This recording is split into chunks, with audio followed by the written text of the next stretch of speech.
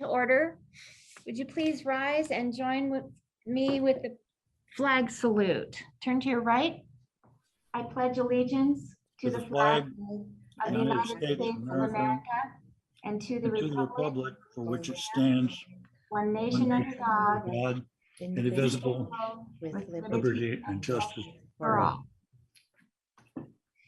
Thank you. Thank you all for being flexible enough to do this on Zoom.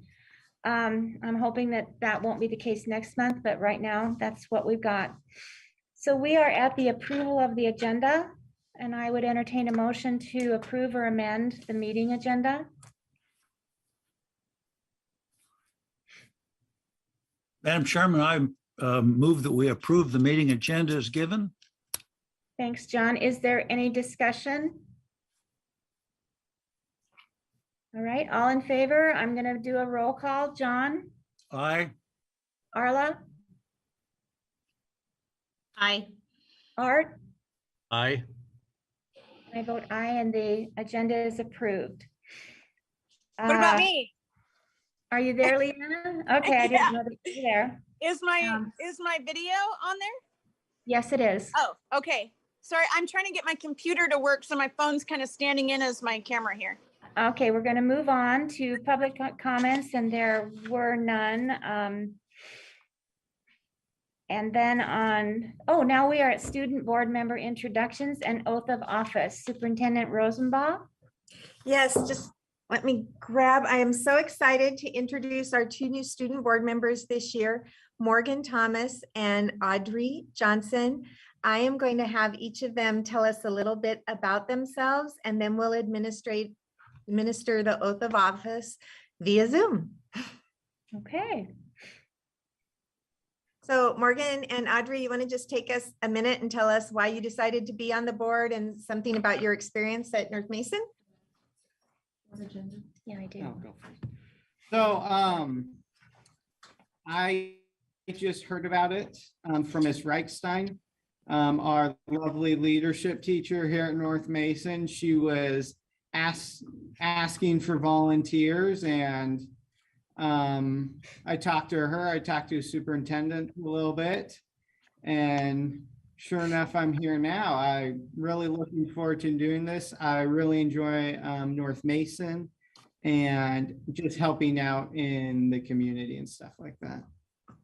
Thank you. Hello, my name's Audrey. The reason that I wanted to be part or a student board member was mostly because I'm really interested in leadership and ASB, and I want to be a bigger part of our community, and I want to know what's going on, and I want to be a part of it. I heard about this through my leadership teacher, Ms. Reichstein, and then also from Morgan, and I'm excited to be here.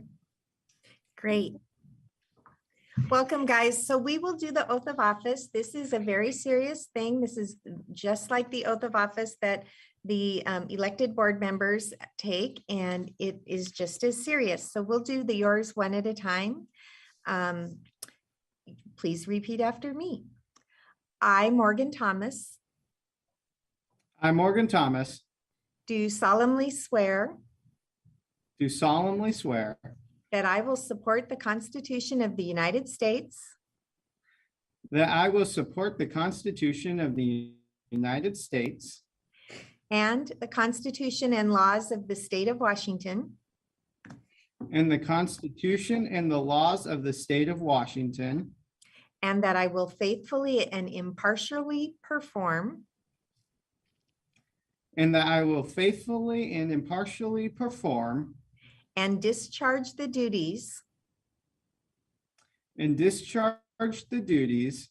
Of the office of student board member. Of the office of student board member. North Mason School District Board of Directors. North Mason School District Board of Directors. According to the law. And to the best According of to my law. ability. And to the best of my To the best ability. of my ability. Congratulations, you are now a member of the North Mason School Board. Audrey, please repeat after me. I, Audrey Johnson,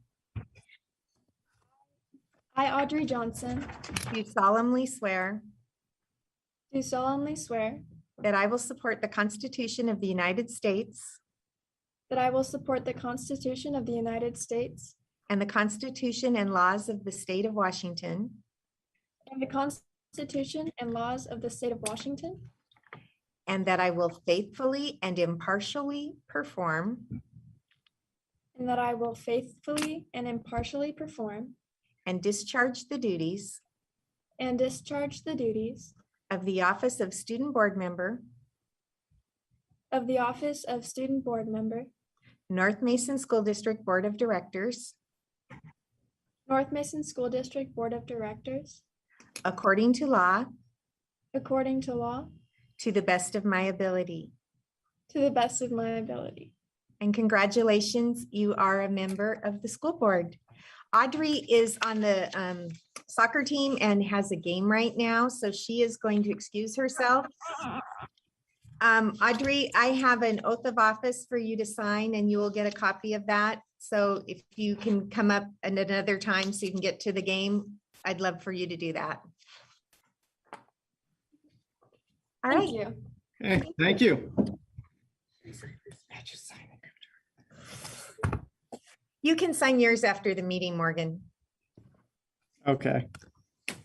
All right, and congratulations to both of you and thank you for volunteering. It's an important work that you do. It helps us find out what's going on in the schools and what the perspectives are from the student.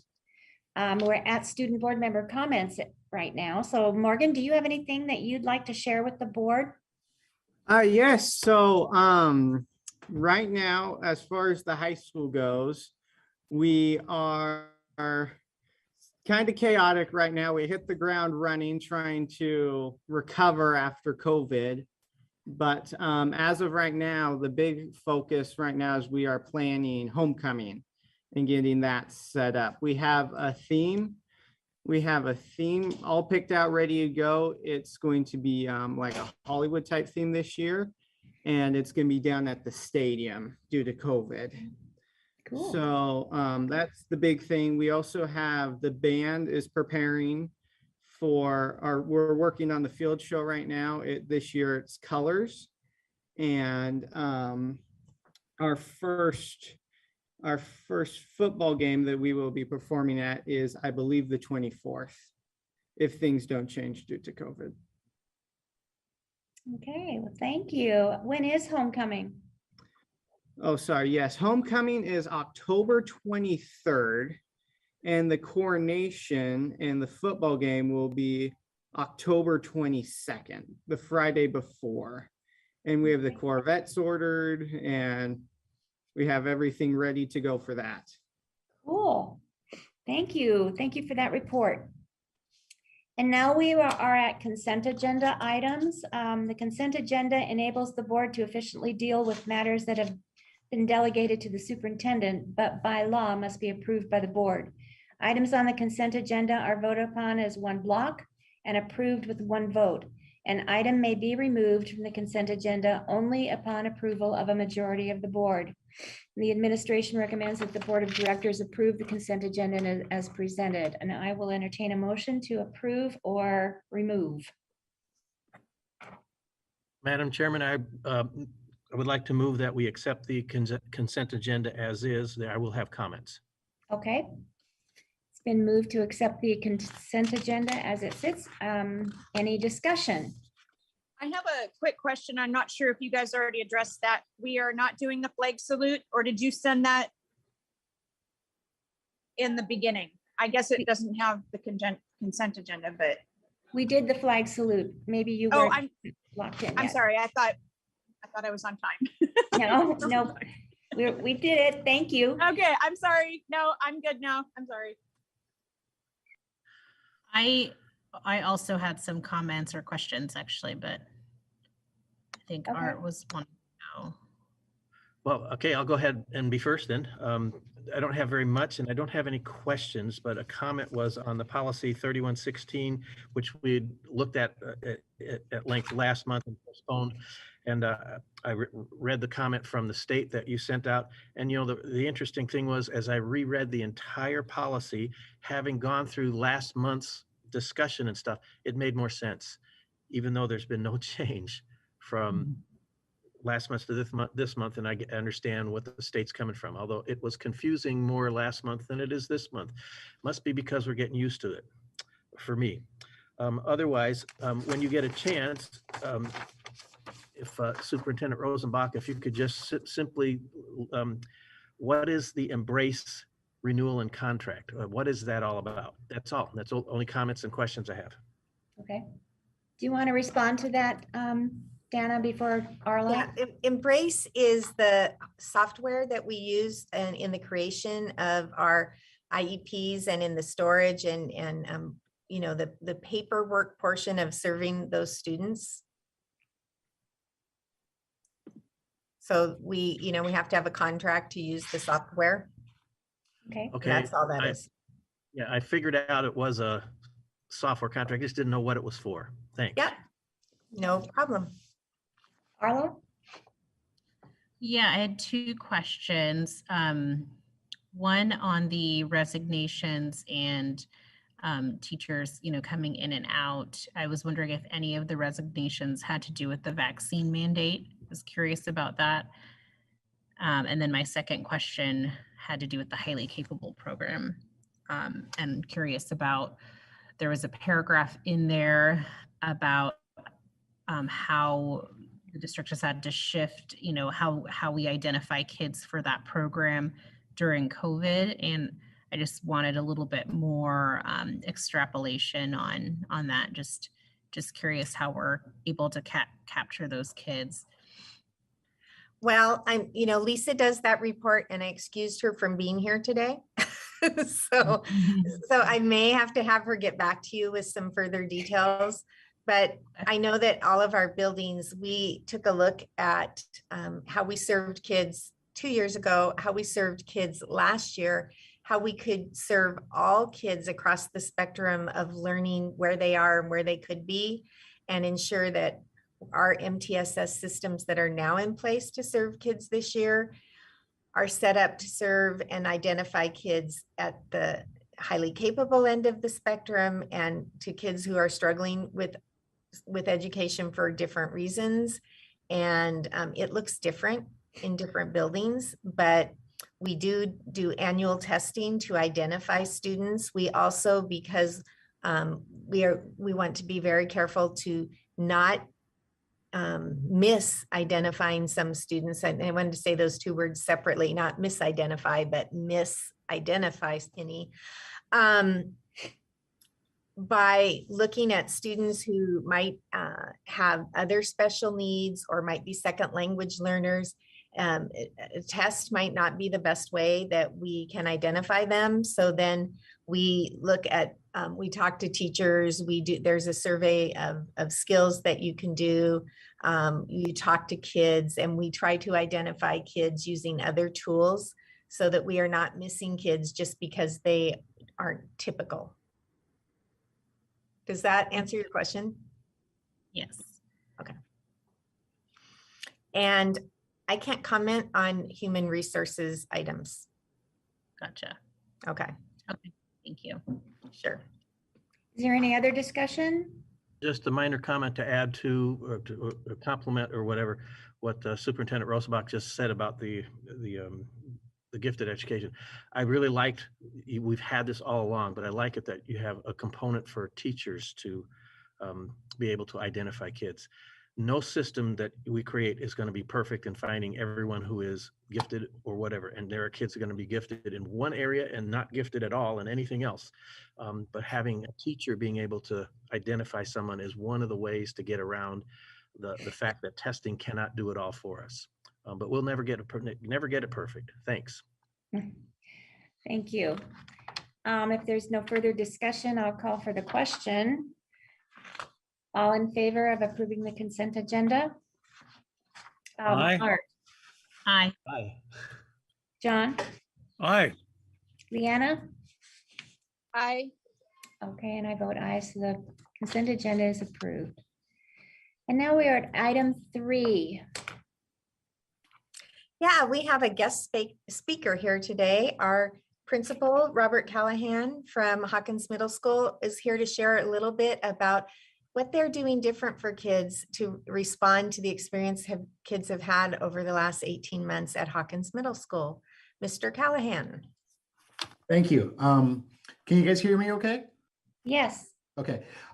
So before I get to talking about what we're doing different this year at Hawkins, I want to talk a little bit about what we've structured over the last 2 years at Hawkins as a staff. So the first thing you're seeing before you is our vision and mission that our staff put together based on shared beliefs of what we feel we need to do with our students here to support education at Hawkins and for our community. Number one, we really believe that our students need to feel safe and valued while they're here at Hawkins, that they find personal success, both academic, socially, and emotionally, and that we build an inclusive school environment that challenges each and every single one of them to be positive and productive. We know our students come from the surrounding community around us, and they're going to go right back into that community and serve. And we want to do the best we can to make sure that they become the best citizens for Mason County. Our mission, and the vision is where we want to go. The mission is how we're going to do it.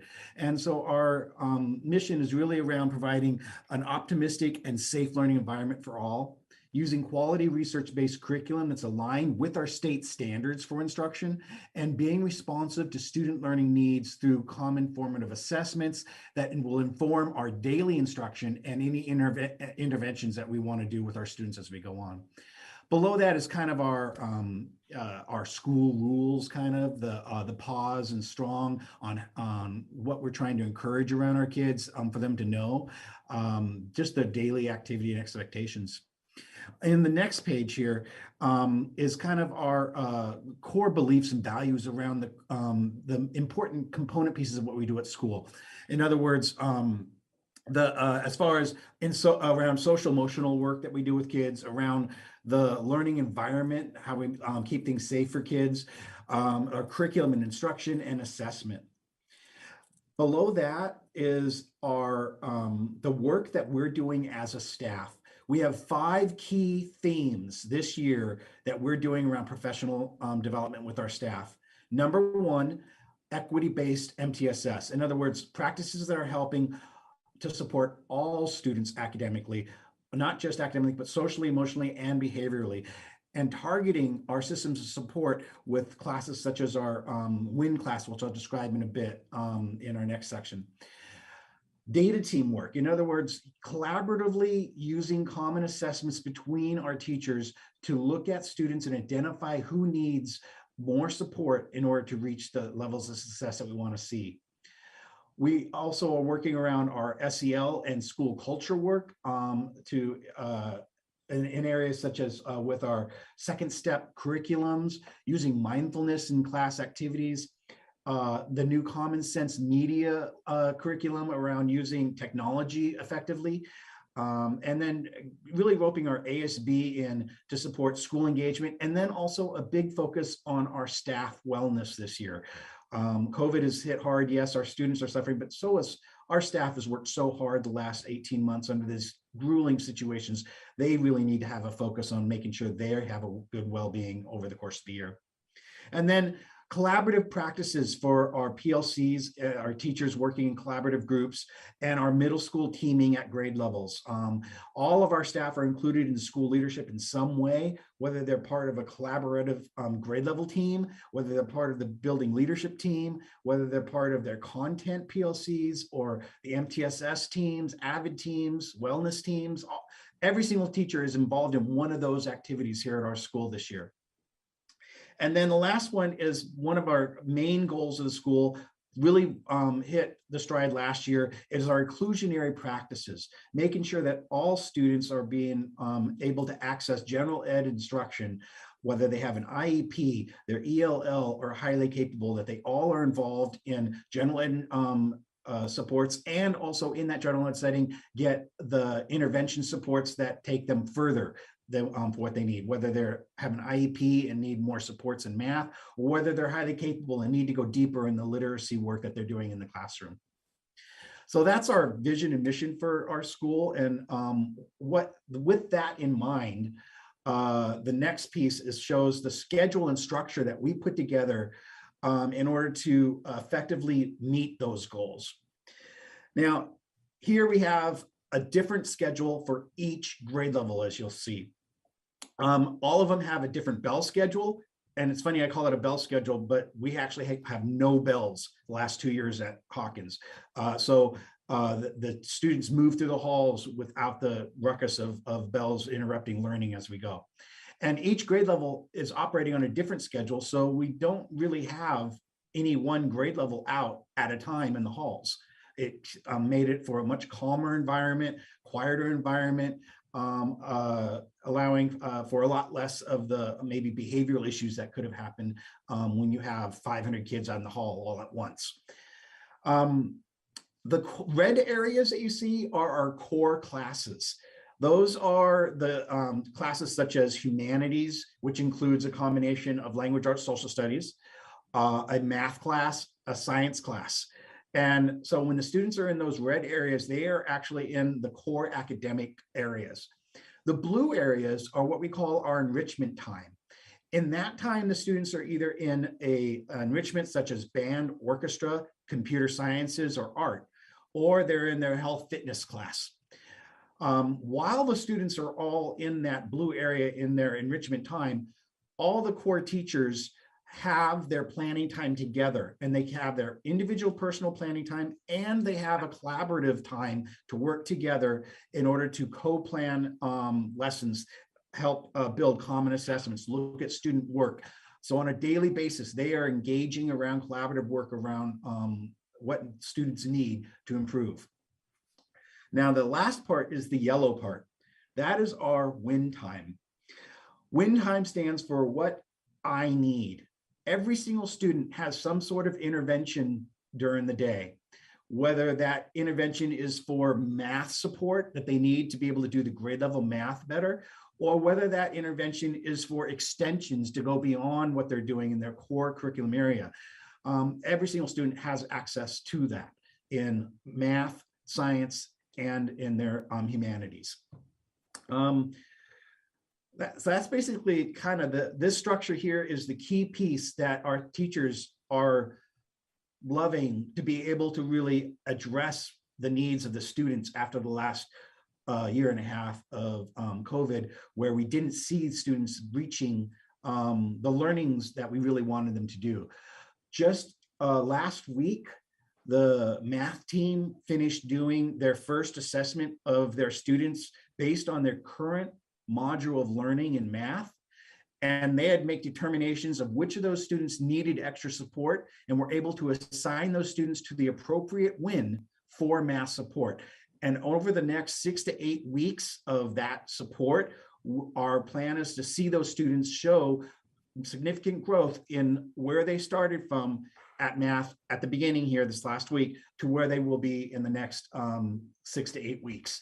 And then each cycle after that, they'll continue to look at that data and make that determination of who needs the math interventions.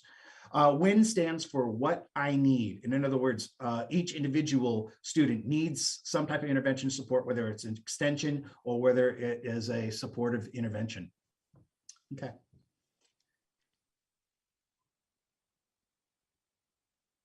Question then for you.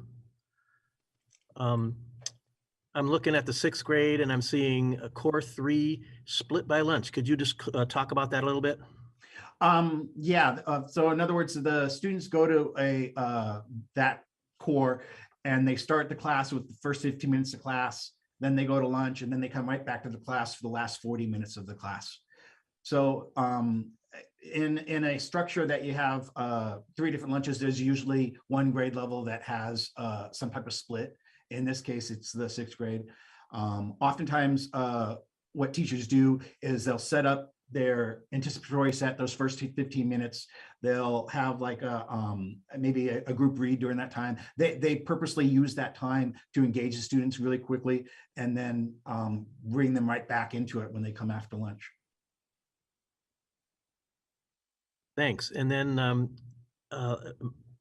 correct me if I have misunderstood this part, but the blue section is what we're seeing on the screen is where the kids are going, but that is the time when the teachers have their time together. Is that correct?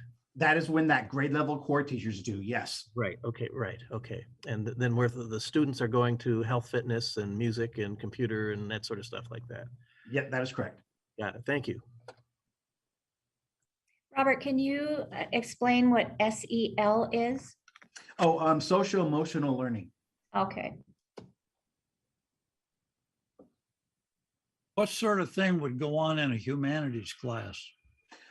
Well, it's basically where we have our, for instance, 8th grade.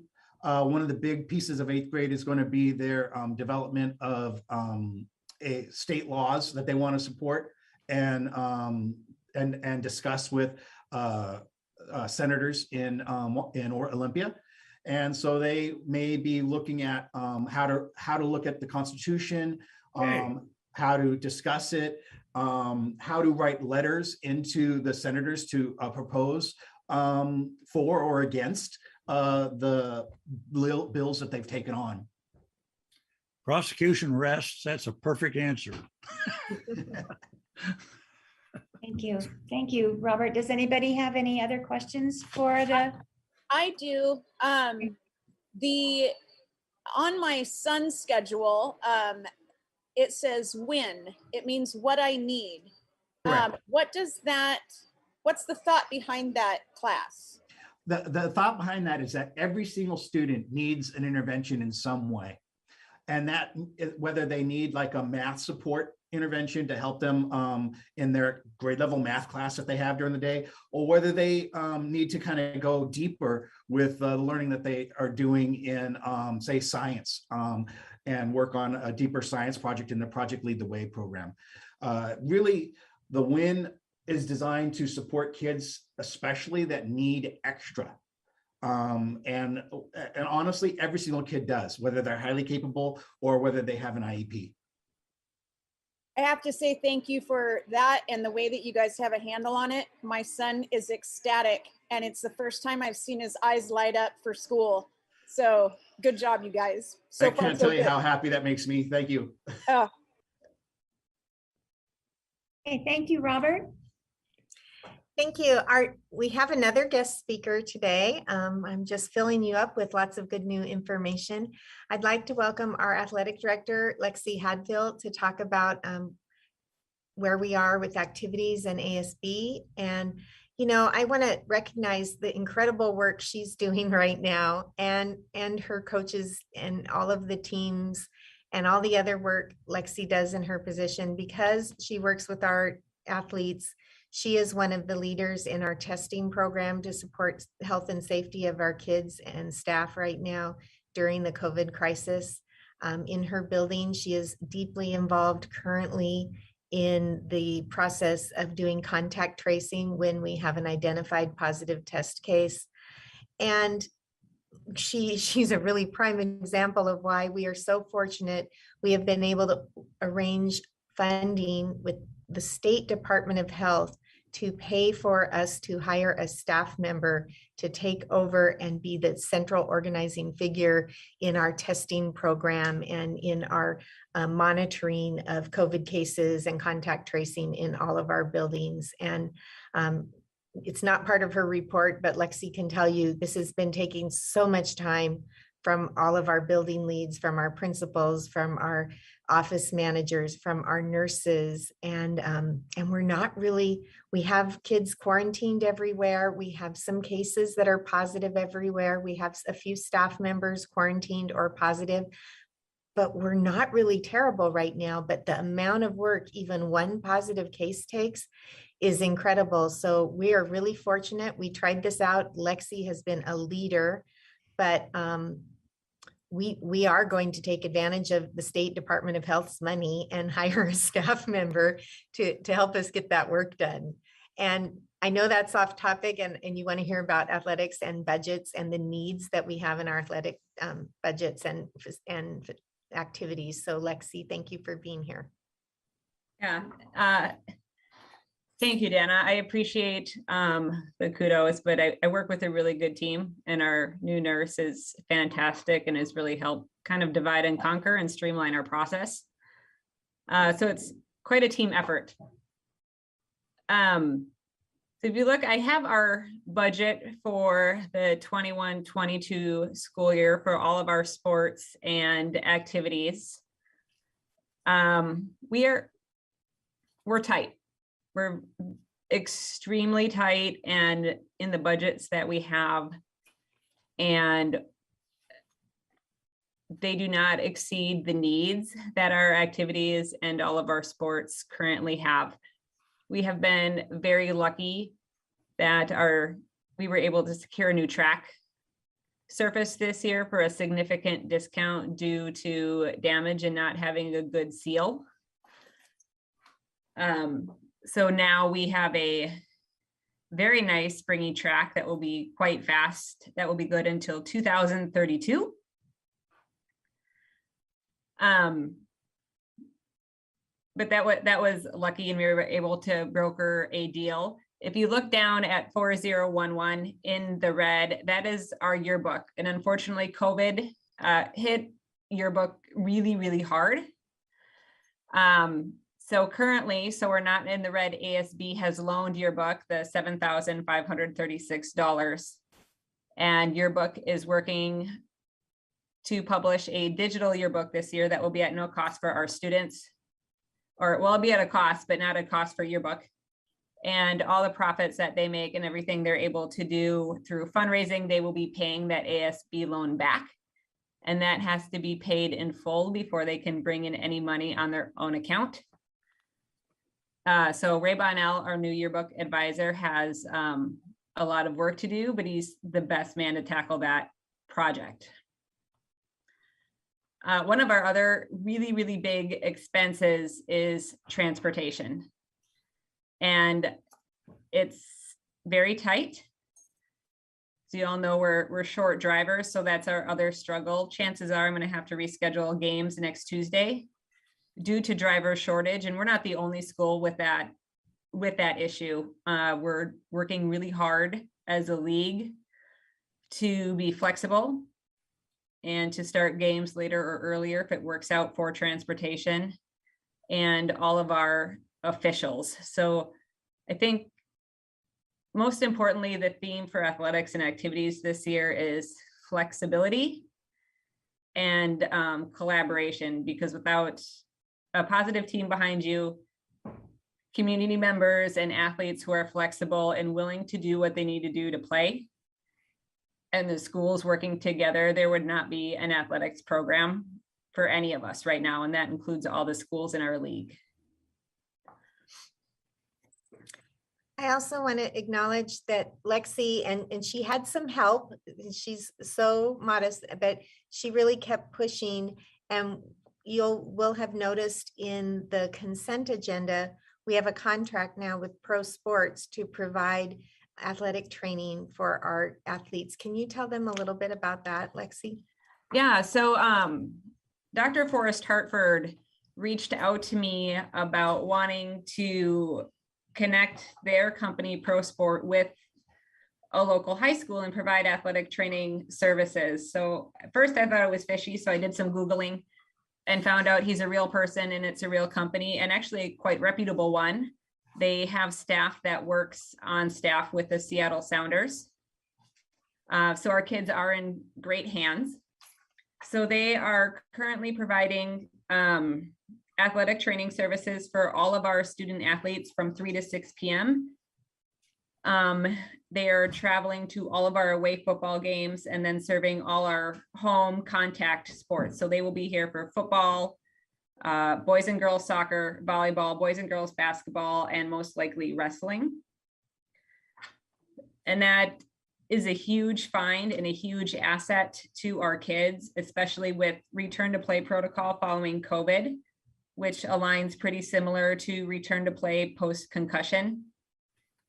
So we're really able to monitor all of our student athletes and keep them healthy and rehabbed. And it's a huge burden off of all of our coaches, because it's one less thing they have to worry about, and they can focus on coaching and the game. And there is not a dollar cost to the No. district for this amazing partnership. Wow. Nope, I have to buy a couple supply items, but they're donating all of the tape, the pre-wrap, and those add up very, very quickly. Awesome.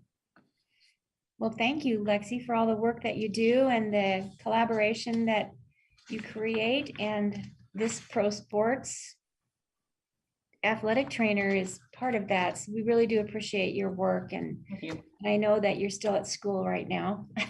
Yeah, we have volleyball and soccer going on right now. Okay. All right. Well, thank you very much. Does anybody have any questions for Lexi? I really appreciate the way you've tapped those other resources. I think that sounds excellent in itself. And it also is a savings to our constituents. So kudos, both as an educator and somebody that has an eye on the budget. Thank you. You're welcome. Yeah, I have a question. The screen that we're seeing, that green screen with all the dollars and stuff like that, that's adding up to $223,000. Is that just the high school that we're looking at? Yes, this is just the high school activities and athletics budget. When I became the athletic director, we had named an AC over at the middle school. So the middle school runs their own ASB budget and athletics at this point. That's what I was guessing, or something like that. So thanks for clarification. You're welcome. Okay, we'll move on to board development and linkage. Superintendent update. Okay, the next piece on the agenda is the budget reports from our Director of Finance, Vietnam Moy.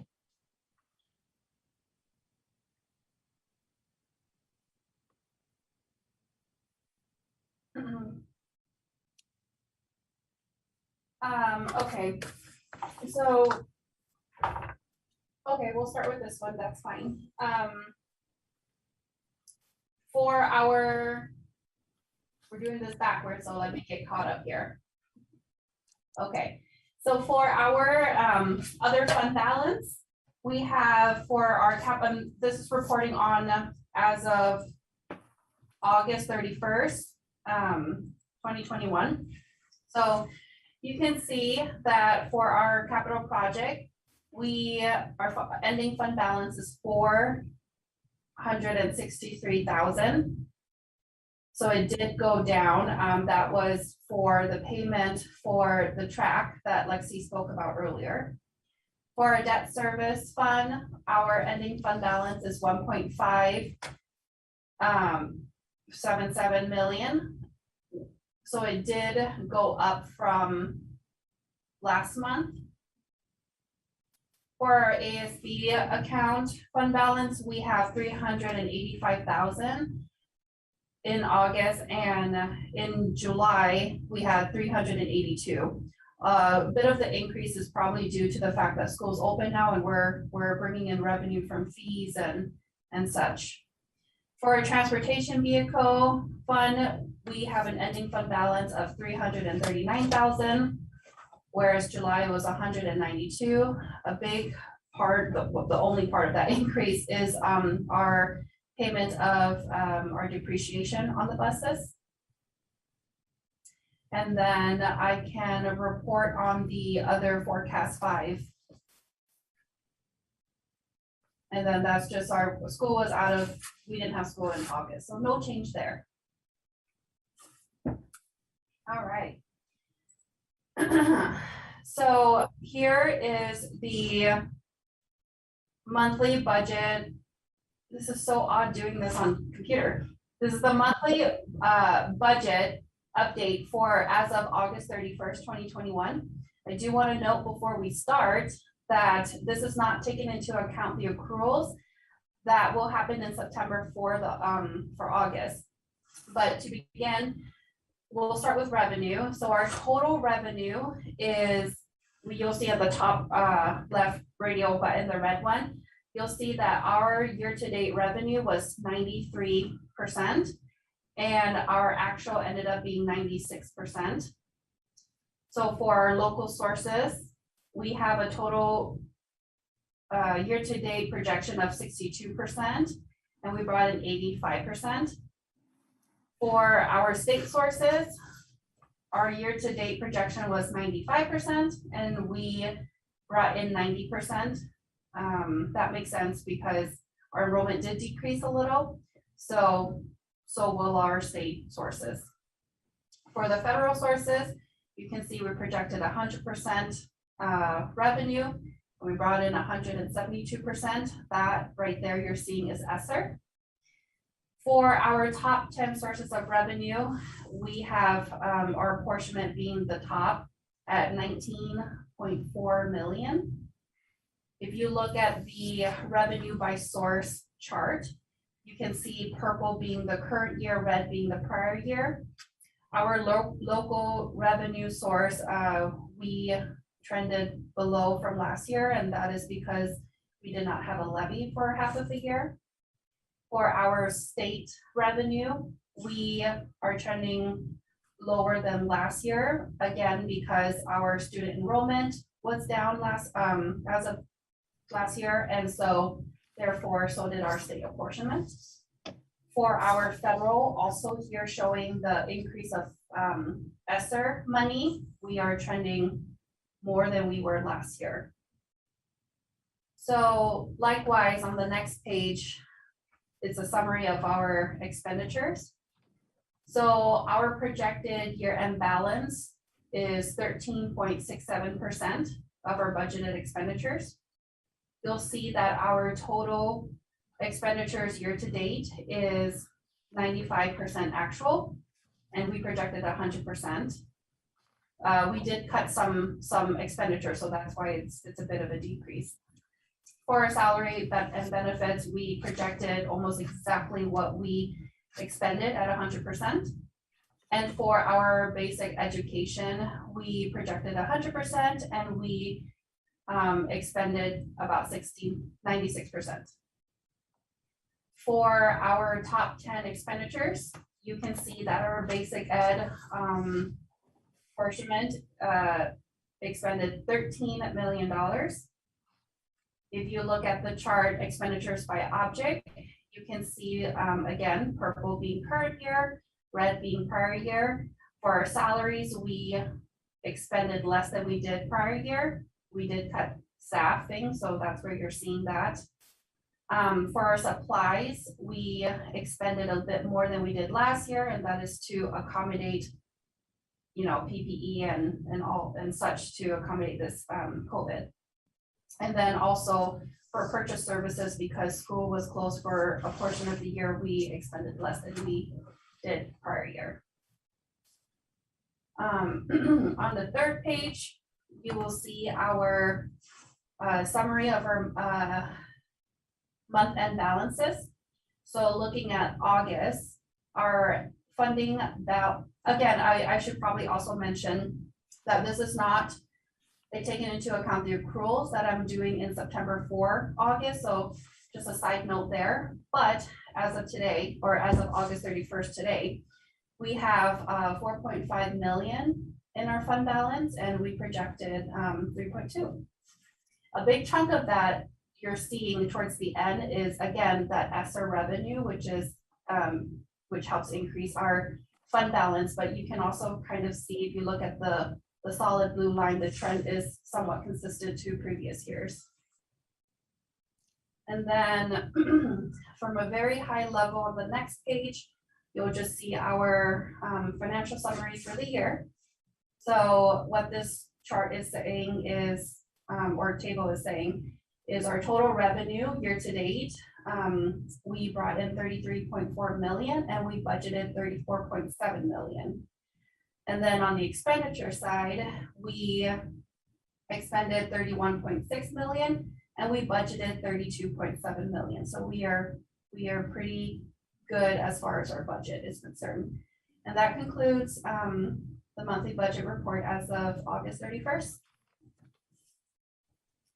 Okay, does anybody have any questions for Viet An?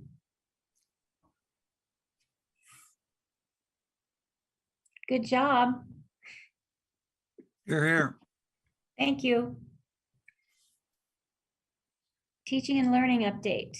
Yes, so in addition to the two really great reports that we had from Robert and Lexi, I have a couple of quick announcements to make and some really cool information to share with you. So first off, Maureen and Jackie are here representing our transportation department tonight. And we get to congratulate them once again. We received a letter at the end of last month that said, "Dear Ms. Rosenbach, after reviewing the results of the recent Washington State Patrol annual inspection, we recognize that your school district has again completed the inspection of school buses with exceptional results. For the past 2 years, the results in your district have been outstanding. We congratulate you, your administration, and the staff of your transportation department for these outstanding school bus inspection results, and we look forward to your continued support of student transportation safety." So thank you to Maureen and Jackie and everyone in the transportation department. We're really proud of you. And this is signed Chris Reichdahl, Superintendent of Public Instruction, and Chief John R. Batiste of the Washington State Patrol. Congratulations, guys. Wow, congratulations. And Maureen, please let your bus drivers know how much we appreciate all that they do, not only on the bus, but out in the community as well. Hear, hear. Congrats and thank you. Maureen and Jackie, did you want to say anything? I just wanted to say that this is really a team effort. The bus drivers, it starts with them and the pre-trip inspections that they do and the reporting of anything that they find wrong with the buses. And then the mechanics take it from there and they do their inspections on a regular basis of the buses and also do timely repairs of the items the drivers note for them. And the team that we have down here is just amazing and they do a great job working together. And that's why we get these results time and time again, and it's great. Thank you. Thank you. All right. Also, we have a letter from Invest Ed. Years and years ago, you will remember this was called the Saul Haas Fund. This is a fund to support students in need with all sorts of needs that aren't maybe always your typical school needs, but historically, we have received some funds every year, but usually not a ton, usually, roughly under $1,000. But due to the COVID pandemic and the impact on schools, the people at Invest Ed upped their support for districts that were struggling with digital equity. So we received from the fund in our regular funding $890, and then for digital equity, we received an additional $8,670. And for a COVID-19 student fund for students that had COVID-specific issues that they had nowhere else to turn to for monetary support, we received another $770. So all told, in the past year, Invest Ed provided $10,330 of support to students in North Mason. And they were able to, across the state, support over 323,000 students with over $4 million. And we're really happy that some of those dollars help students here in our community. Wow, that's awesome. Hear, hear. And the next thing I have to tell you about is so exciting. And we are just signing the documents. Jackie has been working really hard, Jackie Young, to make sure that we get everything we need back and forth to the colleges. But there is a new program this year offered by 5 of the state colleges or universities in Washington. So this program is offered by Washington State University, by Eastern Washington University, by Central Washington University, by Western Washington University, and by Evergreen. This program is called the Guaranteed Admissions Program. And it says that we have to sign an agreement with each of the colleges, and we have a deadline in October, and we will more than meet that deadline. But the agreement states that students from schools who sign the agreement, so that will be students from North Mason, who apply to those colleges and meet a minimum GPA for the college, fill out all the other application materials for the college, are guaranteed admission to those colleges in the coming year. And that is a really cool program to support kids. That's awesome. Yeah. That we're very, very excited It's about that. amazing.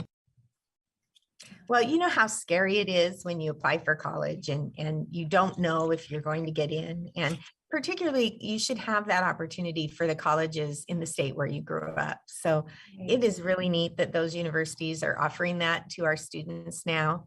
And I am so excited for our students to get to take advantage of that opportunity. Me too. All right. Yeah.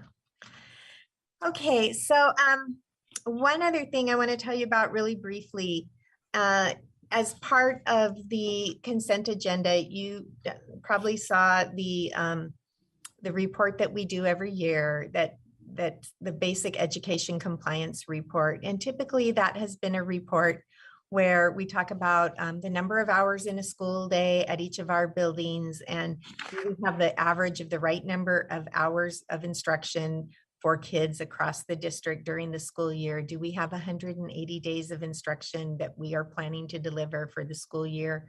Are we teaching the right classes that meet all the basic education requirements, or at least offering all the classes that meet all the requirements? And typically those have been the questions on the report. But as you know, we had some waivers of some responsibilities that meant we were going to have to report on how we did that and still met student needs. We had many other requirements that have come down through legislation in the last session or two of our state legislature. So that report became much more detailed this year and includes a lot of additional information, including the report on how many students were granted waivers under the state graduation requirements waivers, and how did we do that? And did we look at that and disaggregate that by student subgroups and by free and reduced lunch and all of those pieces? And so we reported on all of those things, and I'm pretty proud of our results. We did grant 22 course waivers, and we did grant 30 graduation requirement waivers to the pathways that are now part of the graduation requirement for kids, because COVID interfered with them being able to complete some of those requirements, and they had everything else in place. We did not deny any students, and the equity report looked pretty solid. So we did some really good things there, and that was part of that report. Another part of that report was talking about a piece that is a new requirement for school districts, and that's having a plan to plan. So having a plan to talk about how we are going to plan in the case of an emergency that would cause us to have to do things differently at school.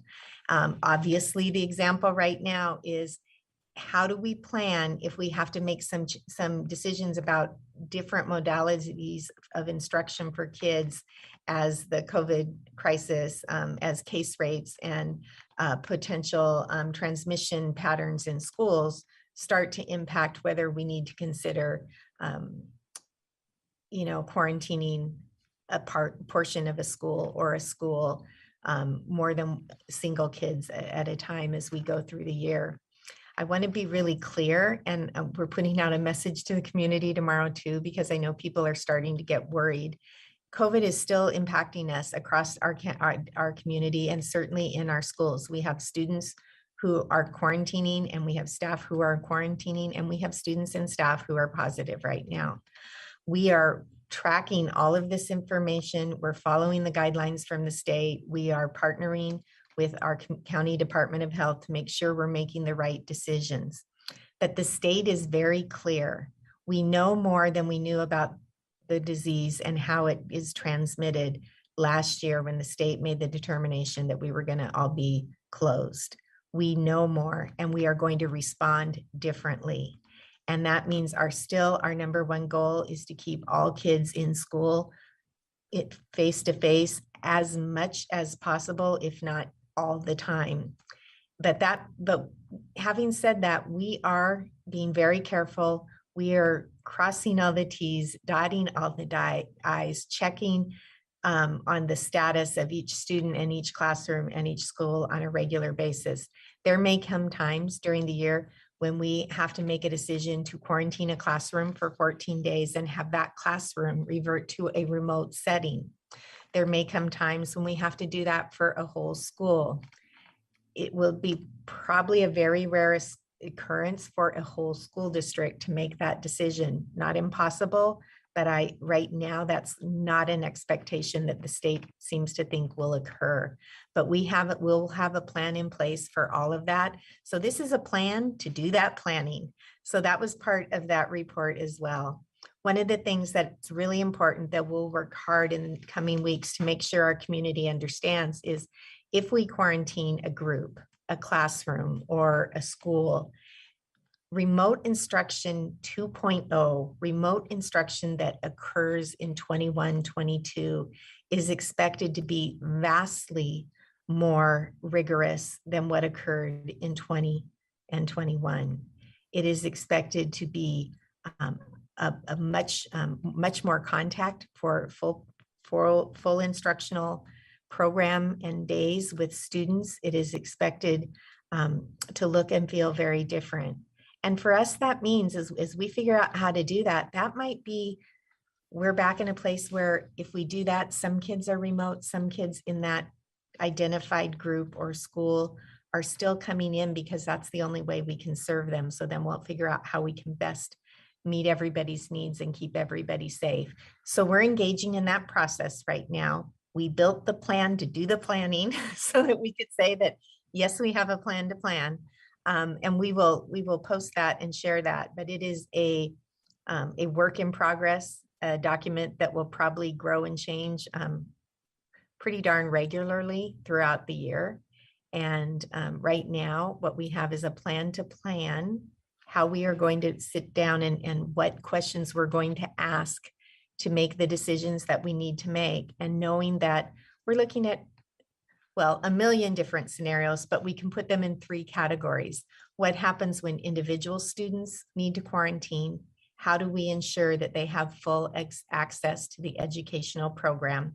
What happens when a classroom needs to quarantine? How do we ensure that that classroom has full access to the educational program, including their ancillary services? And if we do a whole school, how do we ensure that every student has access to a full educational program, has equitable access in each of those cases? So that is part of what we're working really hard on. It is very complicated. It is so many times more complicated than the planning we did a year ago. We have amazing staff and they're dedicated to kids, and we will do a really good job. As part of that, we have to look at so many things, and part of that will be those decisions might get triggered, most likely will get triggered when we don't have enough staff who are able to be at school in person to serve the needs of kids, and whether it's in a classroom or in a school. So that's what we're working on. One of the pieces of that, we've already put a new piece in place. Rob prepared an announcement today, and Jackie's getting it out. For all students who are currently quarantined or who quarantine throughout the year, we will have weekly packets of meals available for pickup at the high school on Wednesdays. We'll have 2 times because we have families who work. One time will be super early in the morning. Rob gets there at 6:30, so it'll start just a little after that. Wow. And another time will be in the afternoons. But families of kids who are quarantined will have the opportunity to come pick up meal packets that have multiple days in them. And that's a really good piece that's going into place. And we'll have a lot more, I'm sure, to share as we move throughout the year. That's my report. Did you have anything on class size? Yeah, well, I'll have better data next month because we are Okay. still having some more kids come, but we have elementaries are getting much fuller. We're really close to back to what we normally have in kindergarten. We did add a kindergarten teacher at Sand Hill to ensure that we have the 17-to-1 ratio in K-3 across the district.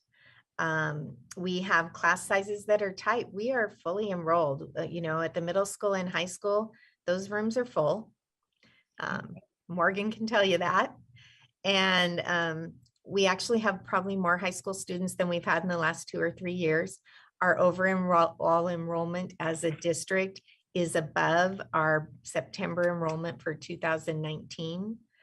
Exactly, perfectly how much that's going to be, I'll be able to tell you in the next month's report, because our estimates of Running Start kids are always kind of are part of that number, and they're always kind of squishy until OC actually starts and they send us a report and numbers of parts of kids or full kids that are enrolled there. In addition, we have a lot of kids who started later than the count days. And so those numbers in the elementaries and middle schools have adjusted a little bit as well. But we're looking good.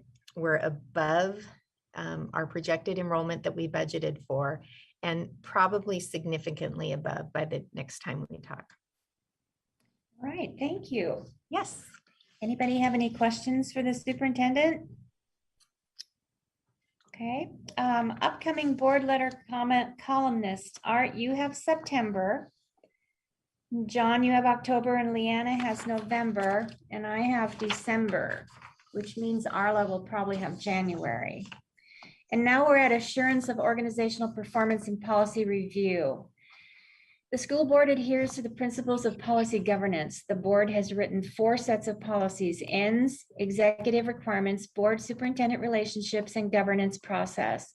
The ends policies describe the student outcomes the superintendent is charged with achieving. The executive requirement policies set the parameters within which the superintendent must operate as he or she leads the district toward the expected ends.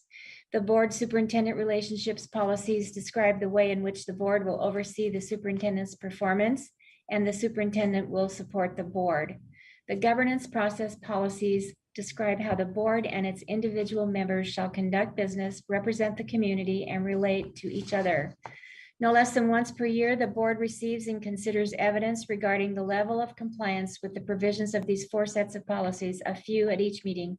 The following are those policies to be monitored during this meeting. And Jackie, would you bring up ER6, please?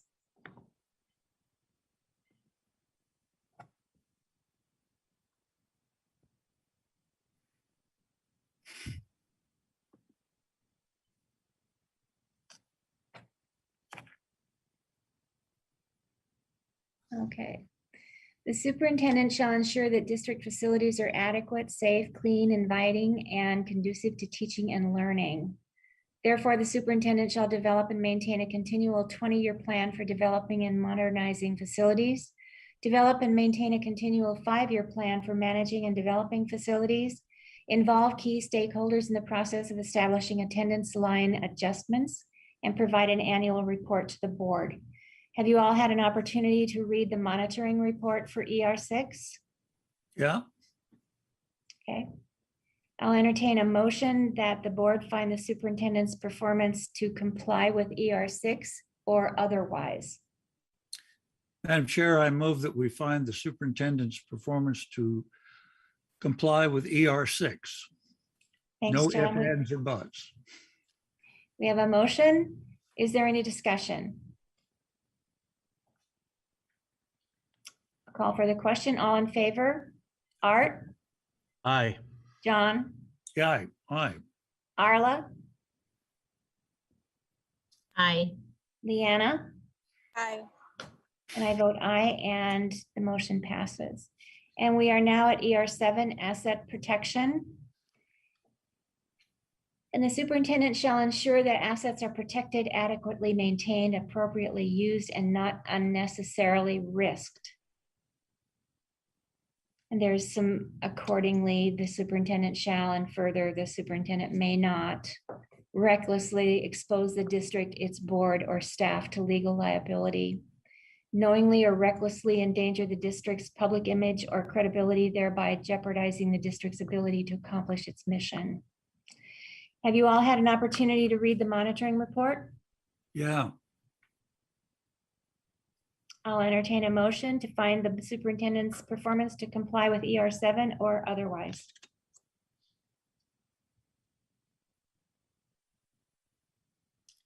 I'll make a motion that we find the superintendent in compliance with ER7. Thank you. We have a motion. Is there any discussion?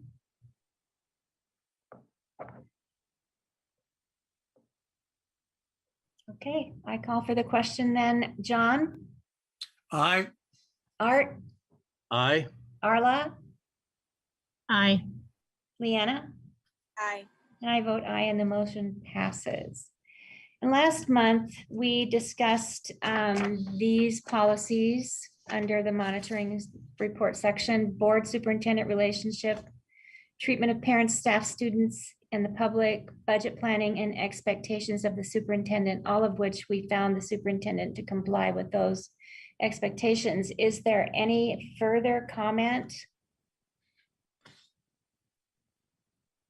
Nope. Okay, we're at adjournment for the good of the order. Do the board members have anything that they would like to comment on that may be related to agenda items? I have a minor comment, and really I could have said it just a moment ago. The bread and butter for us, of course, is the review of the superintendent's performance and that sort of stuff. That's the major part of the work that we need to do, and its importance. In any case, I'm just struck every month, and wanted to just mention, we did an awfully good job of writing those policies, those things. We've seldom had the need to change them. And Laura, you were a big part of writing that, I remember. So congratulations. It's worked for us for many years, and it's still working for us. So thank you. Here, here. End of comment. I do think it's important though, Art, and you push this typically, that we review these in depth from time to time. And I appreciate that from you, so that we make sure that it still applies and is still appropriate to what we're trying to accomplish here in the school district. Any other comments from the board members? I just want to agree with what you said. I think this is one of our whole policy governance thing, right down to the language, is one of the most important things this board has done. And I'm hoping it will be an enduring legacy. It seems, as Art's comment reflects, to be holding up very well under scrutiny and time. Okay, thank you. Anybody else? I just like to say go ahead, somebody. Sorry, I was just Oh. gonna say, I just had something for the good of the order, which was an invitation. I had a mom, and I think this went out to some of the teachers, but the Orange Shirt Day in Belfair coming up, which is at the Theller Wetlands on September 30th at 6 o'clock. It's a vigil and some presentations and songs with the Skokomish and other tribal leaders. It's in honor of Indigenous children that have gone missing or have been killed over the years. And that's something that I know that a parent had asked me to tell all of you about, to see if anyone would like to come. Carla, that was on my list for tonight too.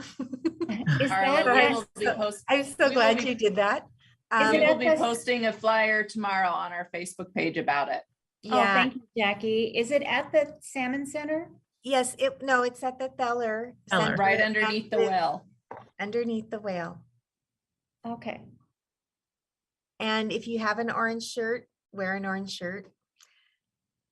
The official t-shirts are no longer available. I tried to find one, at least nationwide. They're sold out.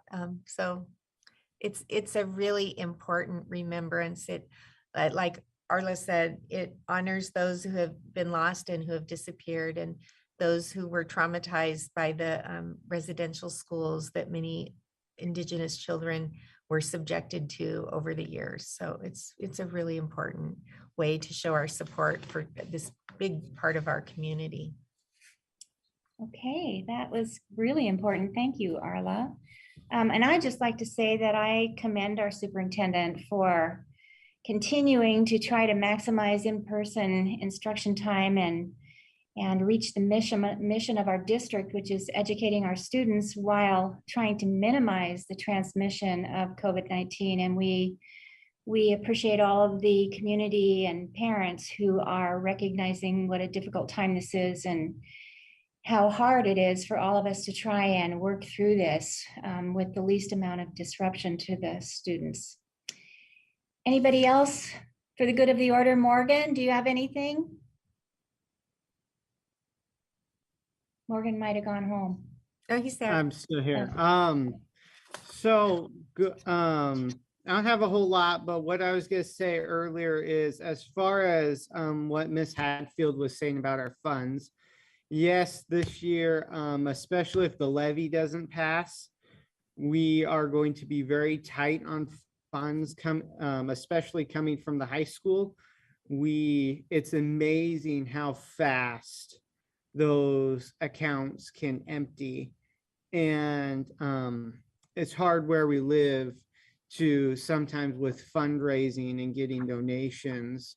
So, but our ASB team, Ms. Hadfield, they're all doing a great job at managing the budgets and keeping us from going super far into debt. So thank you for that. Thank you, Morgan. It's an important statement. All right, we're at the board self-assessment of the meeting. Director Campbell will process this. Well, when it comes to general meeting behavior, I'm very impressed with our sense of decorum. The meeting was obviously well planned. We followed the agenda. I think everybody had an opportunity and took advantage of it to contribute. There weren't any interruptions or distractions. Obviously, all this was public. We've already commented on balanced participation. I didn't see anybody nodding off or obviously going to sleep during the course of the meeting, and I commend everybody for that.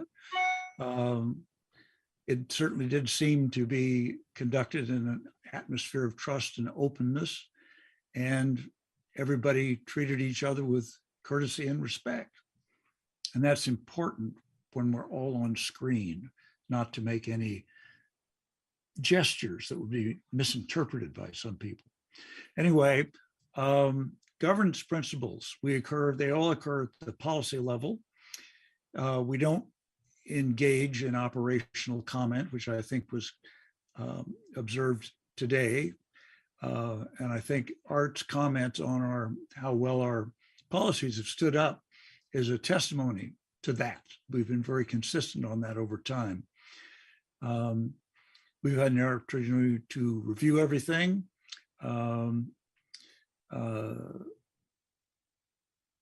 We haven't had an occasion to write additional policy. We minimize the time spent. Yeah, we've minimized the time spent on monitoring past performance. We have observed of past performance that our guidelines have held up, but I think that was very appropriate use of past performance on the present to bring to that light on the present situation. On 5, we dedicate time to reviewing, improving our own process. Well, we tried, but we're so good, it's just really hard to find anything that we could improve. I don't see any problem with 6. We obviously follow on 7. I thought the board chair has done a particularly excellent job of keeping us on topic, as well as giving good remarks to all those that have participated in our meetings. Obviously, we've spent our time deliberating issues, and I don't think this board has ever fixed anything, and I mean that as a compliment. We support the superintendent in any reasonable interpretation of policies. She's done a splendid job of avoiding carelessly and recklessly getting us into any trouble. So I think that we're good. Overall, satisfactory. All right, thank you, John. Our next board meeting date is October 21st at 6:30 p.m. and we will send out a notice about whether we're on Zoom or whether we can be in person at that time, depending on what the state of the affairs are here in Mason County. And at this time, I will adjourn the meeting. Thank you all for coming, and thank you, Morgan, for joining us.